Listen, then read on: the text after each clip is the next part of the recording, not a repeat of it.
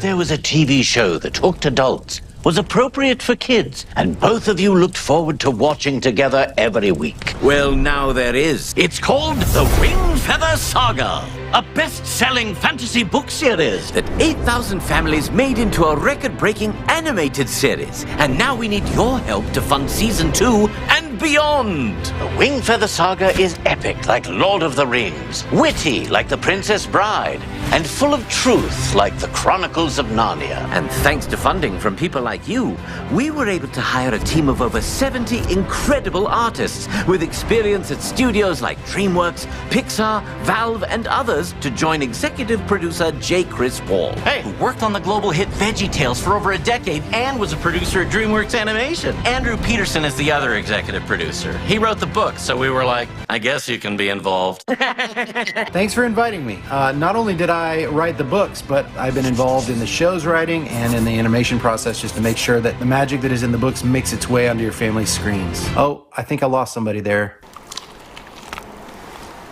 So if you want to help create a TV series that shows families are stronger together rather than apart, invest in the Wingfeather Saga today. And yeah, I changed my accent. Get over it. Investing in the Wingfeather Saga means you'll be getting in incredibly early on what could be the next smash hit fantasy series. Imagine investing in Harry Potter before the movies came out. And the toys and the costumes and the video games and the theme parks and oh my goodness, that's a lot of money. We hope Wingfeather goes global, and if it does, there may never be another chance to invest again.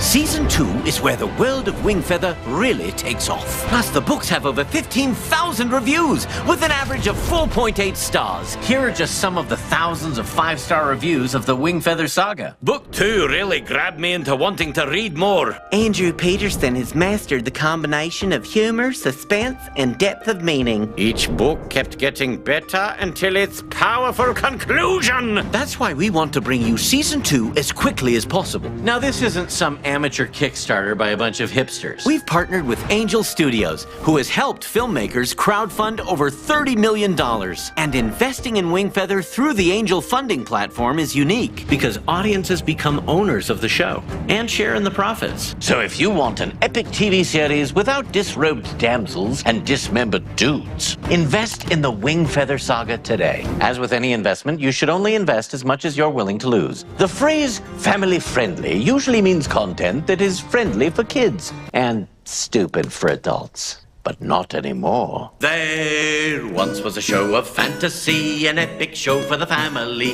a TV series kids enjoy that won't drive parents insane. Invest now in Wingfeather, your family will thank you forever. And the show's really clever, you can watch the short film now. Now click on the link and help us to create Wingfeather Season 2. We just can't make it without you, so let's get started now. Na na na na na na da da da da da da da da da da da da da da da da.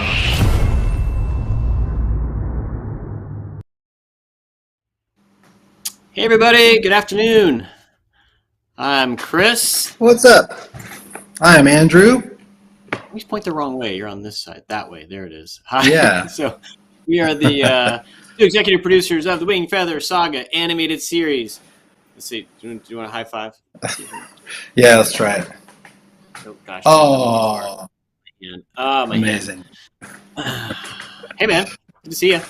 Hey, dude. You are good to see still you over too. in the United Kingdom. Is that correct? We are overseas still, working, resting, trying to get some writing done, that kind of thing. Yep.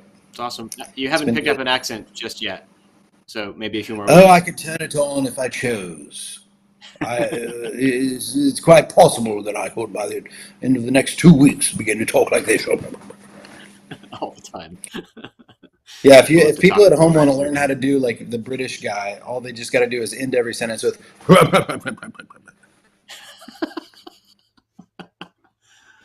Well, hey guys, thanks for joining this afternoon. We have a lot of really fun stuff. We have some news about season 2, episode 2 rather of season 1. And we have some news about upcoming merch. And then we have a whole bunch of fan questions that you've submitted that have been delightful. And we're going to get to those, as many of them as we can today. But Andrew, we had a big milestone this last week. So 12 days in, we crossed $1 million in support of season 2 and the series as a whole, which is just fantastic. Great job, everybody. Thank you. You guys are awesome. So this is just this amazing thing that Andrew and I, for many years, shopped around all over the place at all the places you would know of Netflix and Apples and Paramounts and everybody in between, and said, hey, do you want to help us make Wingfeather Saga? And they said, yeah, but we're not into it. And we were like so disappointed. Like, we think it's really going to be great, but okay. And then we turned to you guys, to our fans, to the crowd, and you have broken records and continue to show up and say, we want this to be made. And the coolest thing is with all the stuff happening, Andrew, with all this like consolidation, right? That Disney owns everything, basically, 20th Century Fox and all the pulling together, that this is a place where fans get to say, I know they didn't want to make it, but we do, and have enabled us to have this opportunity. And so at the end of our time today, we have a video we want to share that we gave you a sneak peek of it a couple weeks ago, but just the impact that's been made. And we really would love to be able to have so many people supporting us across a wide, I think at the beginning we talked about, wouldn't it be cool to have 10, 15,000 people like giving small amounts, right? And buying shares in the company, because they're buying shares in the whole series. We've had a lot of questions about that. If you go buy shares, you go to angel.com/wingfeather, you're buying a share in our company. It's like buying a brick in the company. And you get to be a part of the story with us, which is the coolest thing. And if this is successful and the show works, you get to participate in its success, which is the coolest. So it's both an angel thing to go make it exist, like I want it to exist because it's a good show and a good story, but also, hey, if it works, I get to be a part of that, which is amazing that we get to invite people into that. That's normally not the case. Normally that's restricted to studios, right? It's restricted to large financiers that get to have that opportunity. And this is for everybody. So if you have supported us, thank you so much. If you support us at any time, you're a part of the whole series. That's awesome. If you want to continue with us as we keep working on season 2, essentially right now we're trying to raise 1.5 million. You've probably seen a graphic of that. And that's going to get us our pre-production on season 2 and get us moving. And so we're very close to that number. Essentially, we're going to close this on August 31st. We got 14 days left, just inside 2 weeks. And it's going to close this round. And we'll see if we need to go back out or not. This is really to help accelerate to get season 2 out to you within a year. If we wait for the show to get supported through other revenue, it could take us a long time, and we don't want to do that. So thank you for everybody who jumped in. If you think you know somebody that might be interested, it's very likely they don't know about this at all. What we're learning about, everybody knows, but social media and just how we get information out, you think you've told everybody, and then you haven't told anybody. And so if you think there's somebody that you're like, oh man, they would love this show and love to support it and be involved, just send them over to Wingfeather. And you can, call them, text them, email, whatever that message is for you. But we'd love to invite more people into this before we finish out here in 2 weeks. So August 31st is when we close this round. And then it's just putting everybody to work as much as we can with what we have available to us. So it's super simple. The more we have available to us, the more we can put to work and get season 2 here faster. So yeah, so that's what we're up to.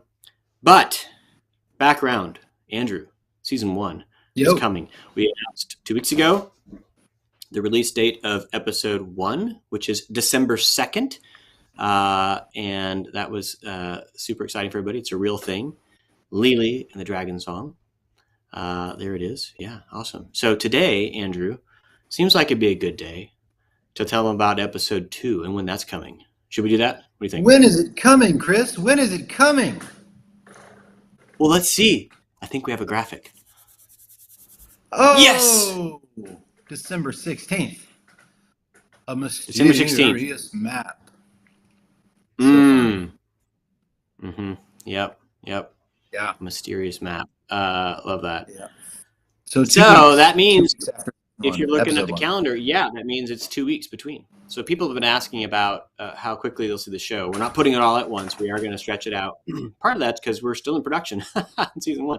So it's going to be when we finish those episodes. And the other is because we want to stretch out that experience and let you guys watch an episode, talk about it. We're going to do some cool stuff in between those weeks.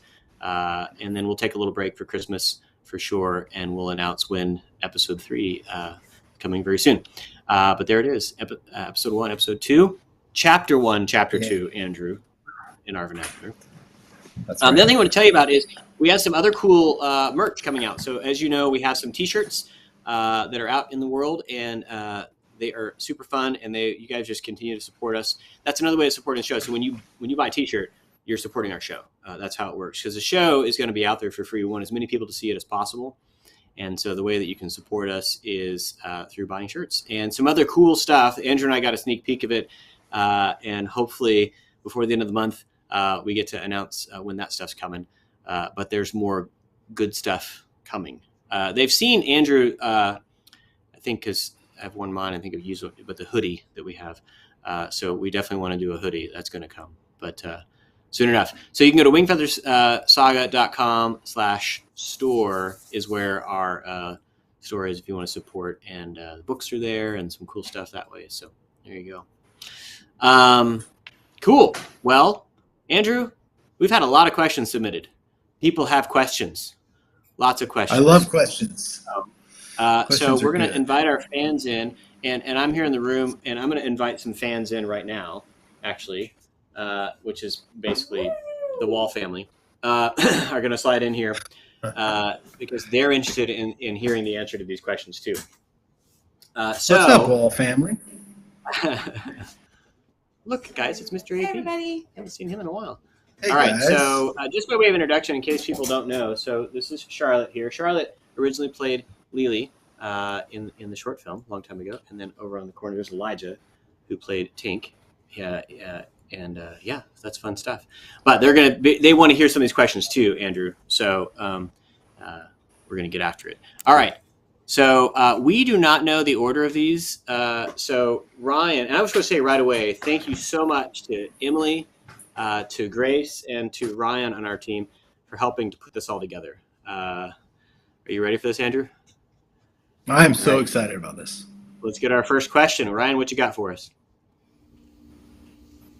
I'm Christopher. I'm Clara. I'm Kev. And we love the Wingfeather Saga. Andrew Peterson, I was wondering, what's your favorite character to see animated? And I was wondering, are you going to make a Wingfeather Saga cookbook? And I was wondering, are there going to be any new characters that were in the book that are going to be in the show? Oh my goodness. Those are good questions. My goodness, that is good. Man, I feel like just seeing that video makes me wish that I had pajamas like I did when I was a kid. So the first question was, what was the first? Oh, which was my favorite character to see animated? I think right now it's Tink. Whoever's animating Tink is just killing it, and he has such a spark. I love his little snaggletooth. You know, I don't know if you guys have noticed that in the animation, but like the way they are conveying who he is on the inside has been really fun. So Kalmar/Tink has been my favorite so far. I also love Poto because there's something so fun about how ridiculously huge he is, you know, and watching the skill with which the animators got his walk to look heavy. You know what I'm talking about? Figuring out how the mechanics work with, like, how does a giant pirate walk with a peg leg? And they just killed it. So I'm always fascinated by that when we're watching the clips. The second question about the cookbook. Sorry, I'll chime in with mine. So my favorite is Slarb. It was one of the things in the short film. They're weird, the lizards. You want them to move in a cool way. And I was talking to Tom Owens, our friend who directed the short, and he was like, how's it working with the lizards? Because he knew it was really hard. And the fangs are just so cool, but Slarb in particular, he just moves so cool and menacing.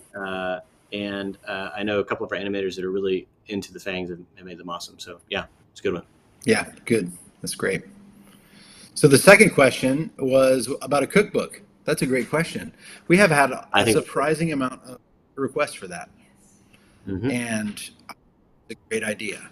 And just know that we talked about it seriously. Yeah. Just so you guys know, I don't know that Maggot Loaf should be on the list. It should totally be on the list.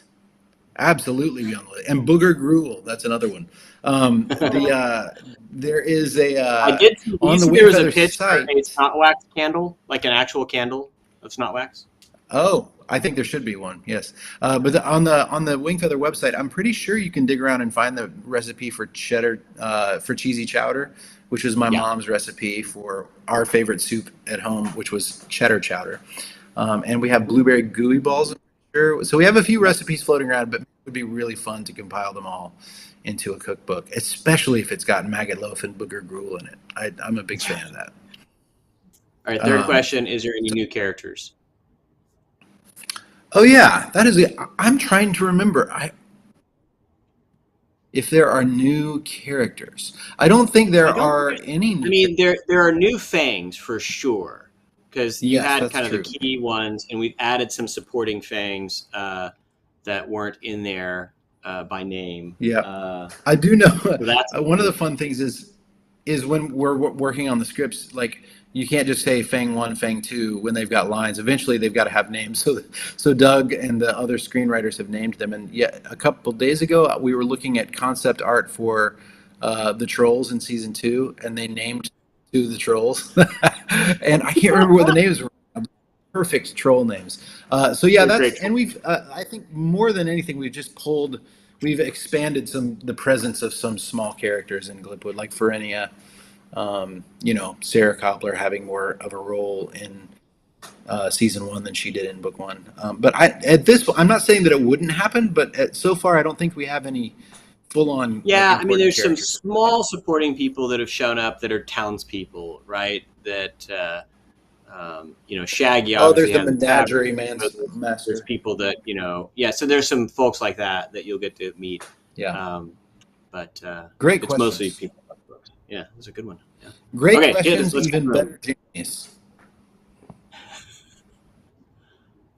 Okay, a very important question. Will the thwaps sound like guinea pigs? Pigs. Rodents.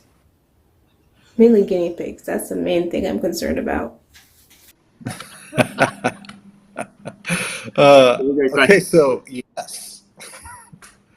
It's okay. Yeah. So we've actually, I guess we could talk about this, but we've spent a lot of time with our sound designer, Adam, in working on creature sounds. We've started many, many months ago working on exactly, what do the thwaps sound like? And as I recall, Andrew, I think guinea pigs did make it into the mixture of sounds. I think what we're doing a lot of these characters is a mix of sounds. So you're going to hear, maybe some crocodile in the fangs. You're going to hear, he was using some pheasants, I think, maybe mixed in with some other. So there's just a lot of creatures to make the sounds for each one.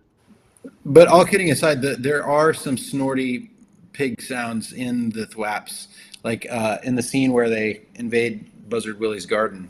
I was noticing just yesterday that, he's totally lifting some pig sounds, which it's pig-ish, but it's not a straight pig. Anyway, I don't really know what a guinea pig sounds like.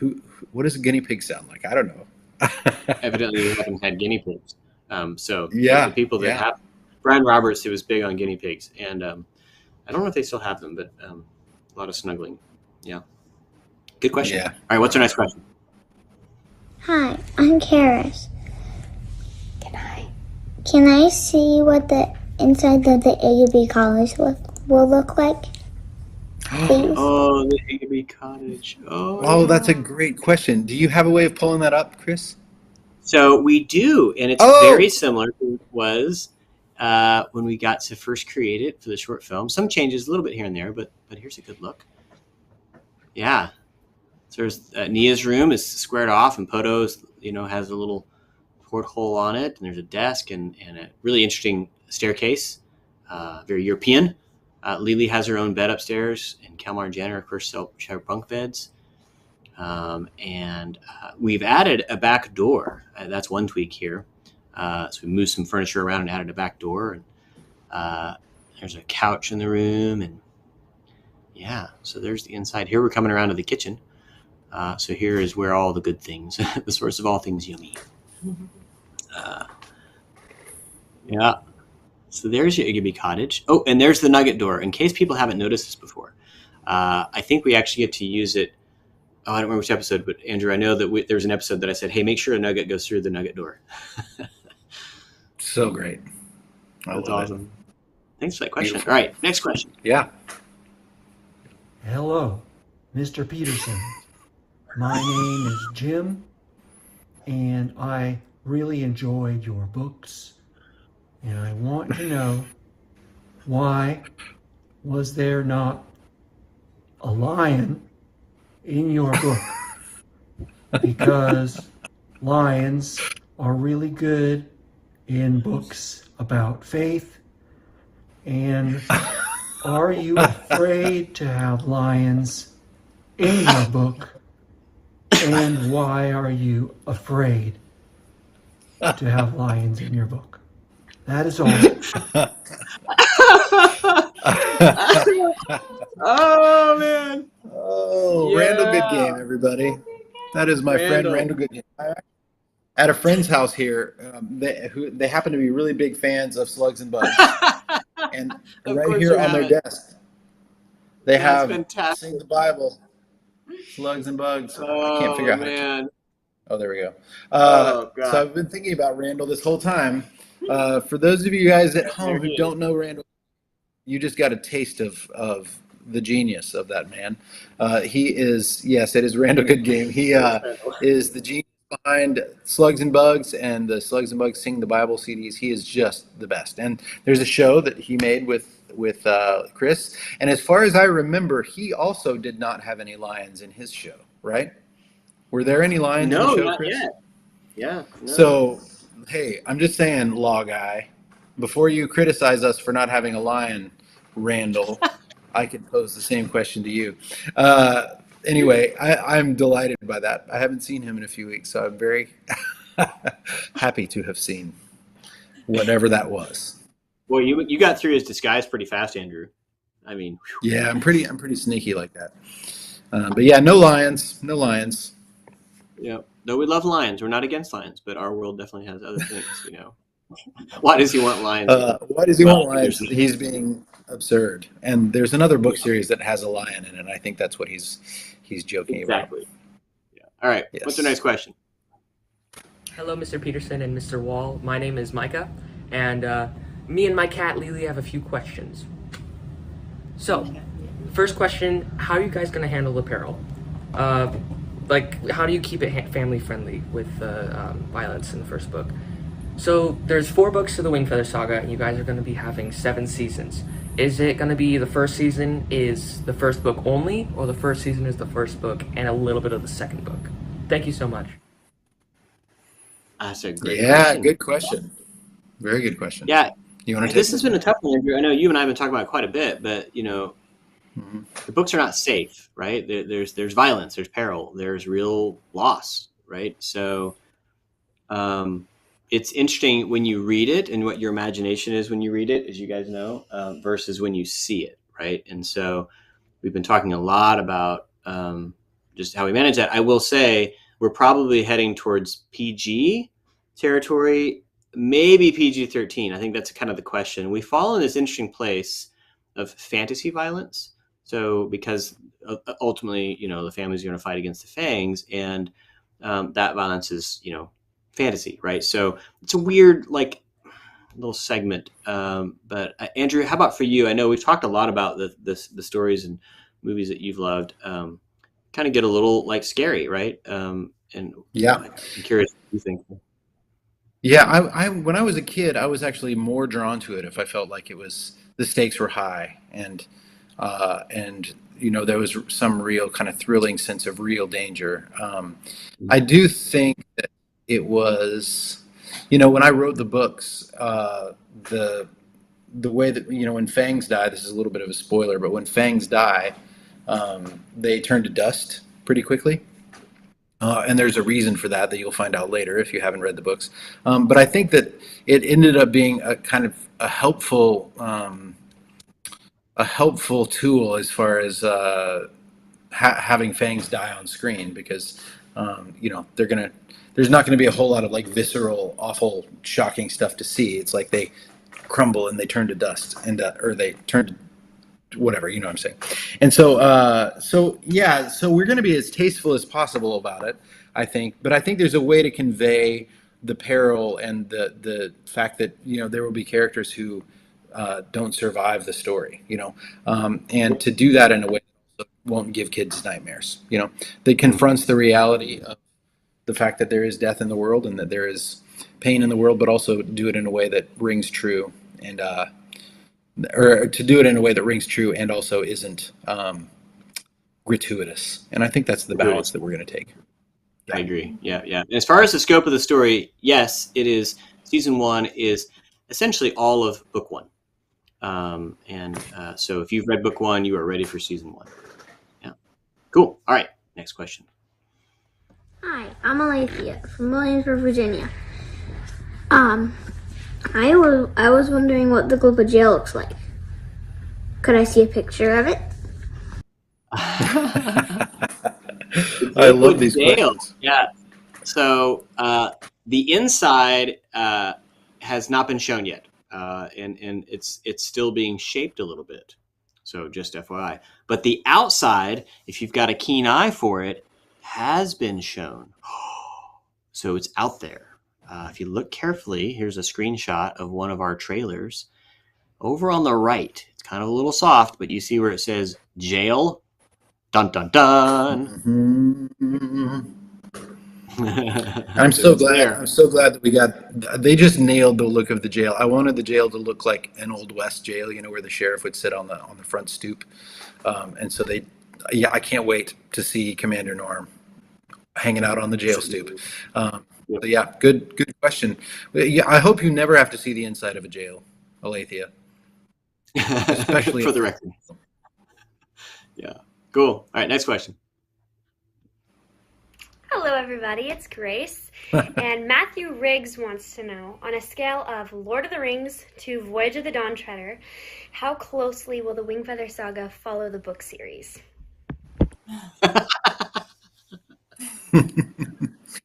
Thanks for that question, Grace. I know she was reading for someone else. So I don't remember. So wait, was the Voyage of the Dawn Treader? Was there a movie? Yeah, not good. Yeah, when you think about some of the Narnia adaptations, there's just like a bit of a whiff of like, didn't quite understand what that was about, right? Yeah, I didn't. I watched the first one, and I think I watched part of the second one, and then I was kind of like, you know what? I want to preserve those books in my mind, but I didn't. So I think the Lord of the Rings is probably a pretty good comparison. Like, I think that there are some real key moments in the Lord of the Rings movies that, like, when I went back and rewatched them for the first time since they'd come out, I was so pleasantly surprised at how much they got right. Like some of the real key scenes, not everything. They messed up some characters. They messed up a few things, I think. But overall, I would give them definitely a passing grade. But there are also some really fun elements that are in the movies that would never have been in the books that I just didn't mind because it's a movie. So I think that's what we're going to do. It wouldn't work if we tried to do a really rigid adaptation of the books. It needs to be a new story. Yeah, and I think that's the way we've been going after it too, is keeping the emotional, being true to the emotional moments, right? Which I think is one of the things I love about Lord of the Rings, is that it's true to the emotional moment, even if it's staged slightly differently or with slightly different dialogue with different characters. It achieves the same kind of goal, and I'm hopeful that that's what we're accomplishing here. It's certainly what, as a fan of the books itself, it's what I'm hoping we're bringing to the screen as we're doing this. So yeah, that's a good question. All right, let's see what else we got. Hey, I'm Caroline. I'm from Georgia. Thank you so much for listening to my question. I love the Wingfeather Saga, and I'm super excited. I was wondering, at the end of the trailer, it says, "Discover who you truly are." I was wondering exactly what y'all meant by that, and also how y'all are going to set the stage for helping people discover who they truly are in the first season of the TV series. Thank you. Thank you. Ooh, deep question. That is a good question. You want me to take this one, Chris? Yeah, without spoilers. Yeah, sure. Yeah, I think I can do it without spoilers. If you've read the first book, and in fact the whole series, one of the big themes that emerged in the writing of the story was the idea of identity. Names play a pretty big role in the Wingfeather Saga, all across the story, and that's, in hindsight, I can see that that's a result of the season of life that I was in when I was first working on those books, I was learning a lot about who I was in Christ, and my own story of coming to discover that I was not who I thought I was. I was more than who I thought I was because I had a king and a father. And so I'm trying to be as vague as possible here, but I will say that that theme. It was funny when I saw the trailer. I saw that card come up that said "Discover who you really are," and I was like, "That's perfect." I love that. Whoever came up with that, I don't know who came up with that language because it wasn't in the early drafts of the trailer. But yeah, I was like, yes, that's one of the things that I would hope happens, is that the watching this story, reading these books would wake up some curiosity in someone who didn't know who they truly were, and that when they finally discovered it, they would realize that this is one of the seeds that was planted, that got them there. Does that make sense? Yeah. And I agree. I think that I felt that reading the books, the sense of like suspicion that there's more to who you are than what you maybe have in front of you. And I think to answer her question, I would say what I loved about the story is there's this wrestling with kind of what is a given name and identity that we believe by our Creator, that we find deep joy and satisfaction when we're in that space, right? But then we have a world and a culture and sometimes family around us that try to push us into something else, right? It's a bit of David being given some armor in the Bible, right? Like it's try to push us towards something that we're maybe not supposed to be, or maybe the pressures of our friends or school tell us other identities that we might try on, and they're ill-fitting and it doesn't work, right? We feel this like, this isn't working out for me. And I think we're in a season of our culture here in America, particularly, where we're all trying to figure out our identities. And I think that perhaps there's an answer that's deeper than that of a given identity by our Creator that if we can get to, is really rich and meaningful. So hopefully in the series, we get to demonstrate some of that wrestling and, kind of pushing away of identity and accepting identity. And, again, try not to avoid any spoilers. That's a good answer. One quick quote that I've used 1,000 times, but I think it kind of gets to it, as far as what we're doing with the story, how I believe stories work. The quote, and I don't know who said it, but somebody said, if you want someone to know the truth, tell them. If you want someone to love the truth, tell them a story.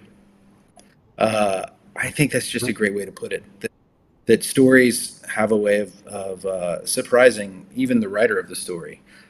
Or the makers of the show, or the people who are writing, going expecting just entertainment. It is entertaining and it is just a story, but I really believe that nothing is really just a story. That stories kind of set the table for you to be surprised. And so that discover who you truly are is like the perfect little subtle, poetic way of getting at, hey, there's something more going on here. That's awesome. Yeah, great question. All right, what else we got? What's another question here? I wonder what a horned hound's color is going to be. Maybe bright brown? That is a great question. Yeah. Yeah. What do those horned hounds look like, Andrew? I'm pretty sure they're bright brown is a good description of the color of them. Do we have any? Are we holding we out on the haven't released concept those. Yeah, we haven't shown them what the horned hounds actually look like yet. But there is some gray involved. I know when we were working on them, we wanted them to feel a bit weathered, right? A bit like kind of beaten up, and they're kind of tough animals. Mangy. Yeah, but they are a brown. At least some of them are a brownish color, and I like the idea of bright brown. I'll say that. But the horned hounds are definitely pretty spooky looking in the show. I wouldn't want to meet one. Yeah, and they play a prominent role, so you're going to get to see a lot of horned hounds. So that's cool. All right, next question. Are the flaps fuzzy in season 1?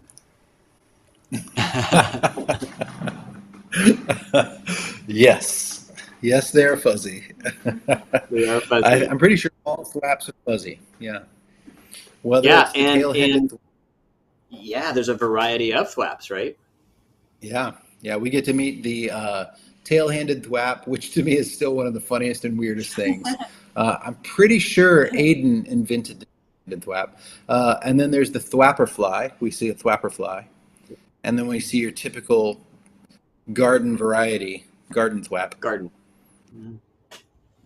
And they're all various fuzzies. Yeah. Yes. That's great. Cool. All right. Next question.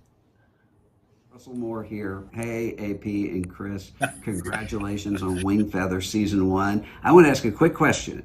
Andrew, you were the one who wrote the books on which the series is based. And I'm just wondering, is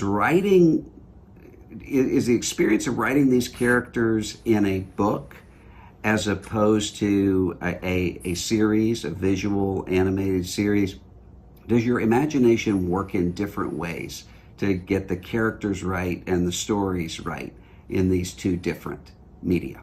Thanks. Oh, my friend. I love that guy so much. Thanks for the question, Russell Moore. He has been a wonderful friend and supporter of these books and the series all along. So that's a good question. We've said this before, but I feel sometimes like my main job when it comes to the screenwriting is to tell people to cut dialogue. There's so many moments where, like in the book, you have to tell the reader everything. You know what I mean? Well, not everything. You do leave quite a bit to the imagination, but like you can explain what's going on inside the mind and heart of the main character in a way that you can't do in a visual medium. And so sometimes what that means is that there can be a tendency to try to kind of over-explain. You know, like you get really expository, and it's like, well, no, I am not picking up this phone so that I can call someone. And it's, you know, you end up describing too much and not assuming that the reader can keep up. And so for me, it's been really fun to see, man, the animators are just amazing. And to see the way that they have captured the personality of the characters in little things like their walk cycles, you know, like each animated character has, it's called a walk cycle. They just create a way, like how does Poto walk? How does Janner walk? How does Kalmar walk? And each one of their walks conveys a little bit of their personality, like who they are. And so, yes, it has been fascinating to see the screenwriters and the animators, everybody along the way kind of figuring out how do we tell the story visually without, how would we show what was going on in Janner's heart without him opening his mouth at all, you know? And so that, to me, I've heard my brother, who's a playwright, talk about how difficult it is to tell a story on the stage, you know, where you've got very bare backgrounds, there's a conversation that's happening, and somehow this conversation has to convey a whole lot. Like every single line matters, every single line is packed with meaning. So each medium has its own way of doing it. I have mainly been like a student in this process, watching this amazing team translate the books into this other form. So yeah, my main job has been just trying to make sure that like the things that the characters are saying, if they aren't lifted straight from the books, still sound like what the characters actually would have said. Yep. And a lot of times that means not saying anything at all. And just acting well. And I think one of the things that's really cool is thanks to Keith and Ron, who are leading that animation team, they are making some really strong choices to give these characters. They're not just kind of puppets. Like a lot of CG, that it's TV CG, you know, animation can be pretty stiff, right? And in our case, it's been amazing to see how much they're imbuing them with character. So yeah, Great question. All right, next question. I'm so curious what's going to happen. Hi, my name is Libby, and this is Tank. And our question is, which character did you enjoy most seeing on the screen, and why? Yeah, what do you think, Chris? I have most enjoyed seeing Brack. I know, it's weird, but Brack is one of the fangs that's described in the book. And then right behind him is Shaggy, who runs Shaggy's Tavern. Both those characters have just like exploded in my brain in ways I did not expect. I think the surprise of how cool they are. Yeah, man. I mean, I like all of them so much. My first thought was Shaggy, because he's not super described in the book, you know, He has this kind of like little cameo, few scenes that he's in. But obviously, he must be called Shaggy for a reason. So when whoever did the character design just like nailed, this kind of like Shaggy dog. Remember, was it Sergeant Tibbs in the 101 Dalmatians? The dog that had the big Shaggy thing. It was, Yep. Or the Colonel and Sergeant Tibbs, anyway. But I just, as soon as I saw him and he leans over and he says, Podo, there's news in the world, or however he says it, and I was like, oh, I just felt like we had entered into every book that I loved reading when I was in 8th grade, where there's a tavern and there's the tavern keeper, and Barlaam Butterbur, is giving news of the wider world. I thought, oh, there it is. That's perfect. Yep, that's great. Cool. Next question. Hi, my name is Vance. In the first book, there's a cool tree house, and I wonder if you could show us what it looks like or what your favorite part of it is. Oh, Vance, that is a great question. Can we show him a picture of the treehouse? We're not showing it yet.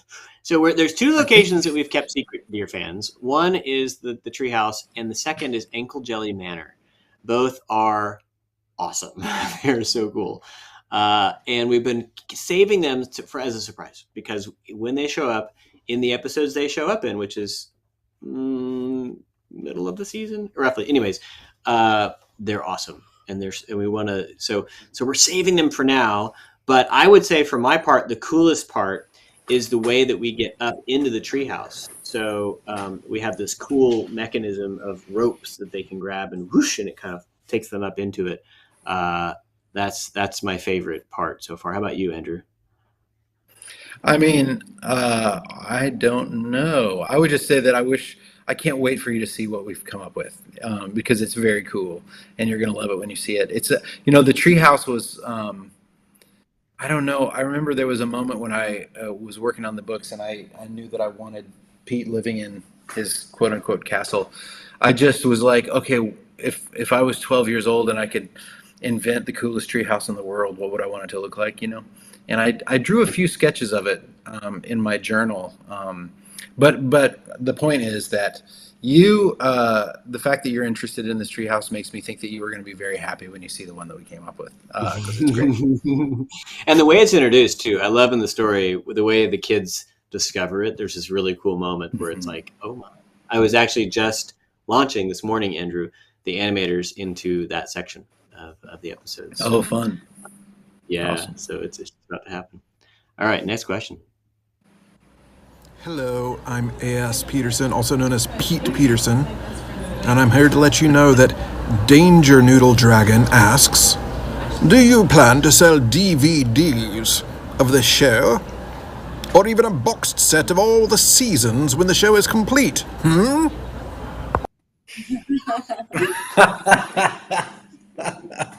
guys are fantastic. Oh my God. Oh, that is my brother, you guys.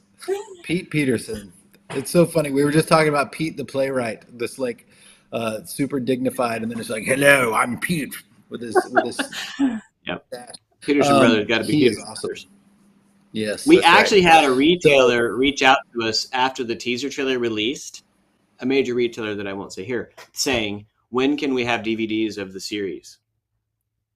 Like people cool. are that excited about it. So yes, we will definitely have DVDs available, and maybe even Blu-ray. But that's still box set. Andrew, what do you think? Should we do one? Box set of the DVDs? Well, I mean, why would you not? I'm just amazed. I'm still like, I think it's cool that people still use DVDs. It's something about owning it. Something about having I don't use them hardly ever. But just having it, like, there it is. It's mine. Because streaming stuff. I feel the same way. I don't know when it's coming or going. Do I have it? Do I not? And so yeah. It's kind of the equivalent of buying a vinyl of an album that you love. It's like if the internet goes down, we can still listen to this thing. That's right. So that's good. I'm excited about that. All right, next question. Hi, I'm Charlotte, and Shima Bonnet asks, what ages will this be appropriate for in terms of more scary or frightening moments? Thank you, Charlotte, and thank you, Charlotte. Good job, So, Charlotte. Andrew, a couple of these folks sent in messages on text, and we'd like, well, we want to do videos, and so some other folks have helped us, like your brother. Excellent. Great. Yeah, I think we talked about that violence level, and I think for kids, it is that PG to PG-13, somewhere in there, right? I think that depending upon the family's level of what they can take, and we'll try to tell you more about that as we get close to it. But I think it's one of the things that's been interesting as a family as we've tried to navigate this in the streaming world, that families at home might not know this, but the rating system is not governed in the streaming area. That anybody who makes things gets to say what their rating should be. Where movies that go to theaters have the MPAA to tell them, and things that are on television have the FCC. Things on streaming do not. So some of you may at home, like ours, have been shocked by, it said it was rated TV, whatever, and you watch and go, whoa, that was more than I expected, and so I think we're going to be careful about how we rate it to make sure it's safe, but there is going to be fighting, and there is going to be some characters that die. And like Andrew said a minute ago, we don't want to make that gratuitous, but it's like the books are. The books are kind of aimed at 8 to 12-year-old, right? As like that, so that under 8 is like a question. I think families need to, the PG thing of parental guidance suggested, right? I would say too, the episodes are about 30 minutes long, so it's not a huge commitment for the parent to preview it. It'd be really easy for you to sit down and watch it and make sure. But I don't think it's going to be. Can I tell a quick anecdote? One of my favorite bad dad moments with the Lord of the Rings movies. I was like, Jamie, when can I watch the Lord of the Rings with the kids? And at the time, I think Aiden was probably 6 years old. And she was like, I don't know if he's old enough. I was like, trust me, I'll fast forward everything. I'll fast forward all the scary stuff. She was like, okay, yeah, if you promise you'll fast forward.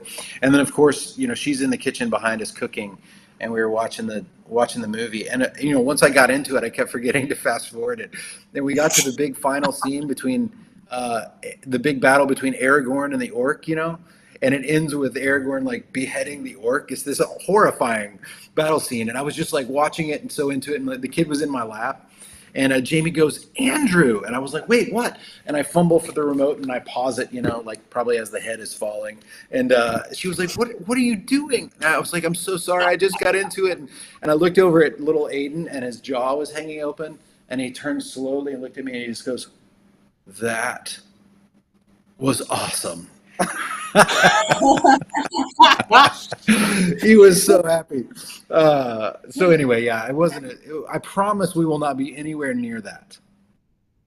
Yeah, that's good. Cool. What's the next question?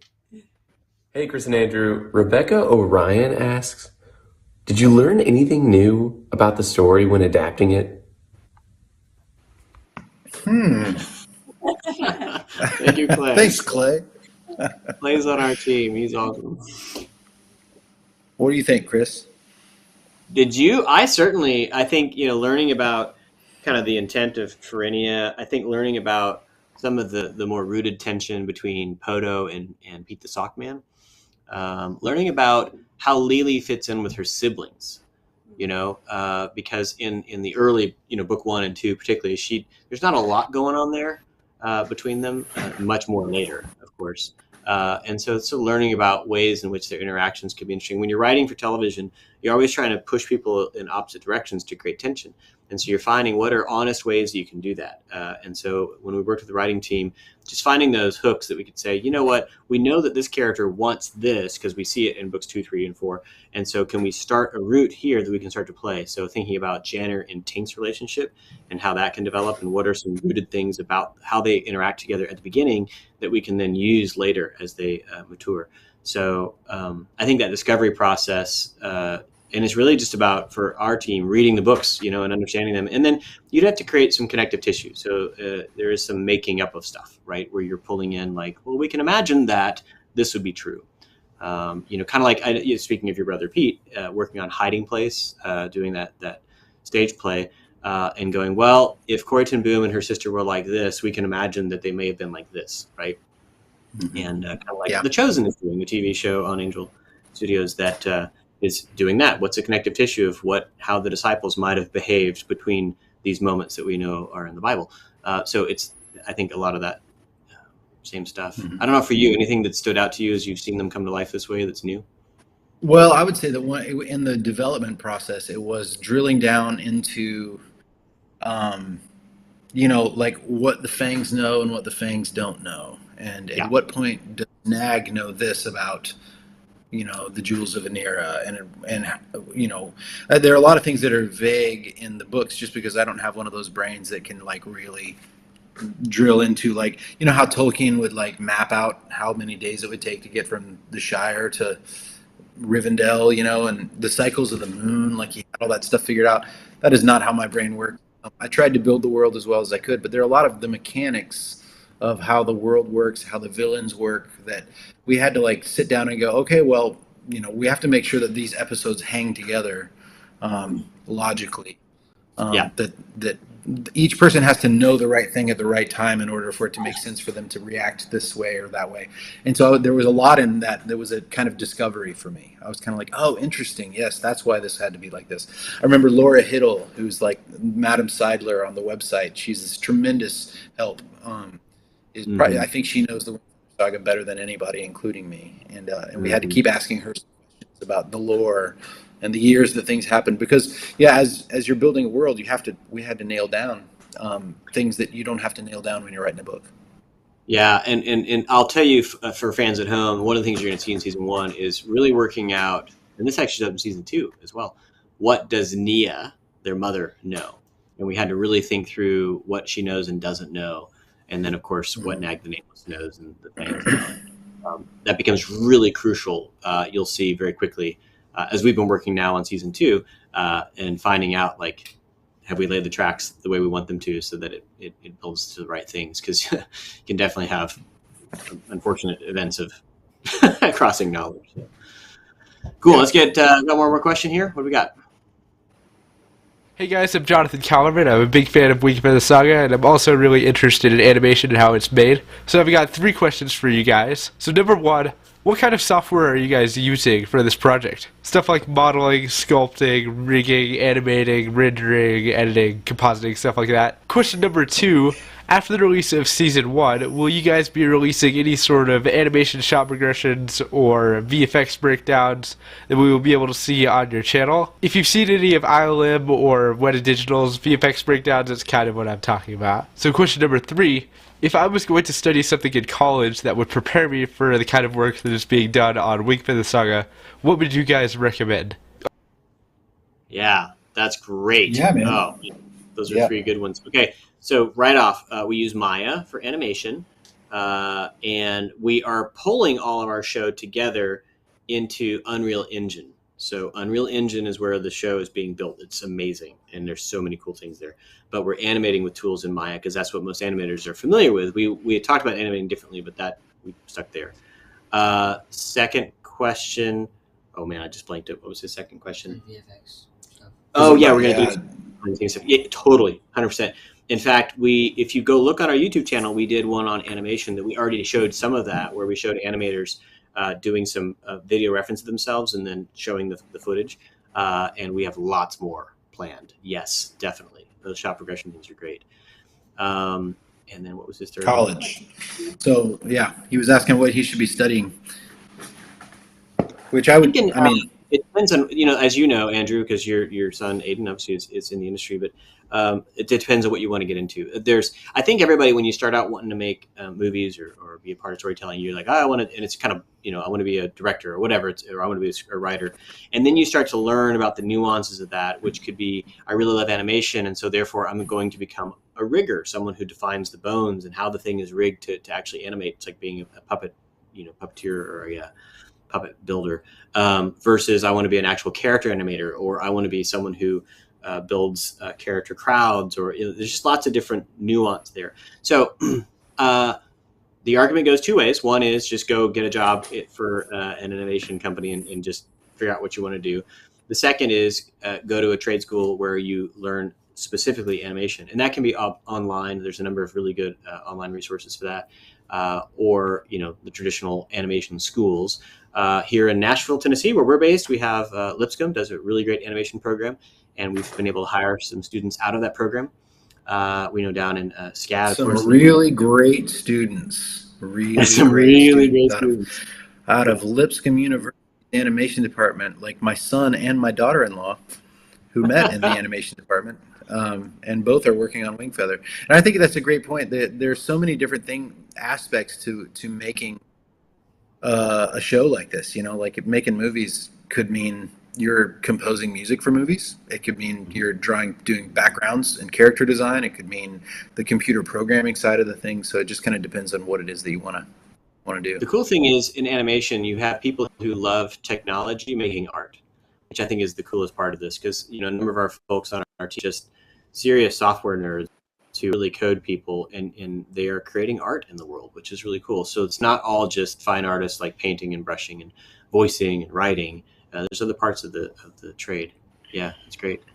Okay, I think we're almost there. We have so many questions. We're not going to get to all of them today, but should we do one more, Andrew? Close us out here. Okay, here we go. Last question. Hey, my name's Elijah, and Olivia, age 10, asked, how many seasons will there be? Kate, age 13, asked, is the storyline staying the same? Regal Bagel, 87, asked, what will it be streaming on once it's out, and how closely do they follow the storyline? Yeah. Nice job. Great job. Yeah. Elijah, way to go. So there was a run of questions here, and so we can just bang those out. How many seasons? Aiming for 7 seasons. And the way that's going to work, obviously everybody who's read the books is like, wait, the number 7, how does that work? Because there are 4 books in the series. Well, you'll note if you're looking here that the books get longer. Mr. Peterson wrote longer stories. And so book 1 is season 1 for sure. Season 2 is aimed at, I don't know, Andrew, roughly the first half, maybe a little more than the first half.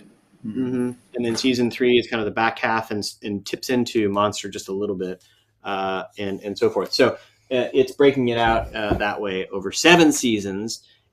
Kate was asking about the storyline. The storyline is saying the same. I think we've mentioned that, but yes, how we break it and what events happen, adjusting the timeline, I think is probably the biggest change, just adjusting. But yeah, it is definitely the same story, I would say. Mm-hmm. Will it be streaming? Yeah. Yes. In fact, people can find that on our YouTube channel first, likely. And then the other we're going to tell you is the Angel Studios app. So YouTube, if you're not there, that's the place that we're going to really try to encourage folks to easily find the show. And it will be free, and we're going to debut it there. We'll do live streams, kind of set them up and that sort of thing. December 2nd, of course, being the first date of that. And you should definitely, subscribe to our channel and share it. We're trying to grow that audience on the YouTube channel. So if you have people that are asking questions about working to learn about Wingfeather, send them to YouTube, find our Wingfeather channel. We're going to be putting out more and more stuff on there. And so hit it, subscribe, tell your friends to subscribe. We're going to try to blow that thing up. We're going to do some fun prizes, giveaways, things like that to help grow that channel. How many episodes season 1? 6. How long are they? About a half hour? Yeah. So there you go. That was a run of questions on the end. Awesome. Well, I'm sorry we didn't get to everybody's questions today. We had far more than we expected, which is awesome. Thank you. So send them some more, and we'll do this again sometime and see if we can't answer a few more. Thank you, family, for your help on some of these. And thank you to our fine staff that also contributed. Andrew, it's good to see you. Listen, folks, we're in the middle of season 1. Obviously, we're excited to bring it to you December 2nd. And then now we revealed December 16th for episode 2. We are working, there it is. We are working really hard on finishing season 1 and then simultaneously launching season 2. If you want to be a part of that, we've raised over $1 million so far towards season 2 and helping to build the series. You can go invest and have shares in our company. Like you're actually buying shares in the whole series and get to help us make this. If you want to be a part of that, please go angel.com/wingfeather. We got 2 weeks left on that. It ends August 31st. And that'll be all you'll hear from us on that. If you know friends that are interested, send them a note, tell them about it. And with that, Andrew and I have just had such a joy. It's hard to describe it, right, Andrew? The people we get to work with, the way that this is being built. So much of our team is remote. We do have a core here in Nashville, but so much of our team we interact with remotely. And we have this really cool video that you're going to start to see more of that starts to tell a bit of our story that Andrew and I have been through this last year, from May of last year to now, in getting to have this opportunity, thanks to you, the crowd, our fans, supporting us. And so we wanted to offer this video as a thank you as we end our time together today. And we will see you again soon. Take care. Thanks, everybody. See ya. One Jamie! Oh my goodness. It has been a long journey, folks, and we have met so many obstacles.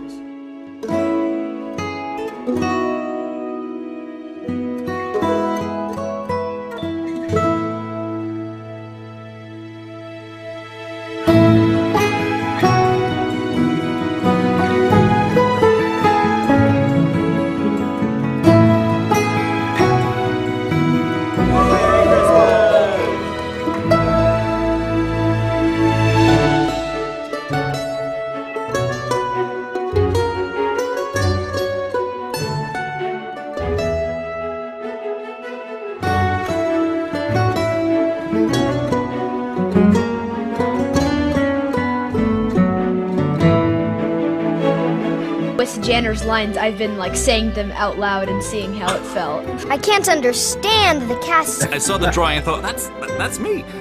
I have two older brothers, and I'm the youngest girl. You know, to be part of a project where it lines up. I'm sure he's capable of giving me a good run for my money.